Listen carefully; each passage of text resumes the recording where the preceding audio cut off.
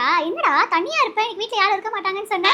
எப்படி இருக்கப்பா? ஆக்சுவலி ஒரு ப்ராடக்ட் ஆர்டர் போட்டேன். மோஸ்ட்லி எனக்கு இவன் தான் ஆர்டர் போட்டு கொடுப்பான். சரி சாரை டிபெண்ட் பண்ணாம நம்மளா ஒன்று பண்ணலாம் அப்படின்னு சொல்லிட்டு நான் மாத்தி இந்த அட்ரஸ்க்கே போட்டேன் பழக்க தோஷத்துல. சரி அதை வாங்கிட்டு போலான்னு தான் வந்தேனே. ஓகே, நீங்க என்ன சாப்பிடுறீங்க? நான் இப்போ ஃபுட் ஆர்டர் பண்ண போறேன். இல்லடா வேணாம், நானே இப்போ கிளம்பிடுவேன் கொஞ்ச நேரத்துல. அதுவும் இல்லாம அம்மா வீட்ல ஸ்நாக்ஸ் பண்ணாங்க, இவனுக்கு ஒரு டிஃபன் பாக்ஸ் கொடுத்து விட்டாங்க. இப்போ இல்ல, ஸ்கூல் டேஸ்ல இருந்து என்ன செஞ்சாலும் அவனுக்கு ஒரு எக்ஸ்ட்ரா டிஃபன் பாக்ஸ். எங்க அம்மா சமையல் நல்லா இருக்கும்னு சொல்லுவாங்க, பட் தெரியுமா இவன் இவ்வளோ சூப்பரா சமைப்பா அப்படின்ட்டு யாருக்குமே செஞ்சு தர மாட்டான். நான் கேட்டா மட்டும் தான் சமைச்சு கொடுப்பான். டேய் எனக்கு டிஃபன் பாக்ஸ் வேணும், தான் சாப்பிடு சாப்பிடு. அவன் கோட்டுடா, குழந்தைங்க கூட ஈஸியா ஊட்டிடலாம், இவனுக்கு தான் ஊட்டுறது கஷ்டம். இரு நான் போய் ப்ராடக்ட் எடுத்துட்டு வரேன். ஓடுறத பாரு, சச்ச கிரீன் ஃபாரஸ்ட், நீ ரொம்ப லக்கி தெரியுமா. காலேஜ்லலாம் நாங்க ரெண்டு பேரும் லவ்வர்ஸ் நினைச்சிட்டு இருந்தாங்க. எல்லார்கிட்டயும் இல்லங்க நாங்க ஃப்ரெண்டுங்க, அவன் பெஸ்ட் ஃப்ரெண்டுங்கன்னு சொல்லியே எனக்கு வாய் அழுத்து போச்சு. ஒரு பாயிண்ட்ல ஏ ஆமாடா லவ்வர்ஸ் தான்டா அப்படின்லாம் நான் சொல்ல ஆரம்பிச்சிட்டேன் தெரியுமா. என்னால எக்ஸ்பிளைன் பண்ண முடியலப்பா, நீ இப்போ எவ்வளோ அழகா புரிஞ்சுக்கிற.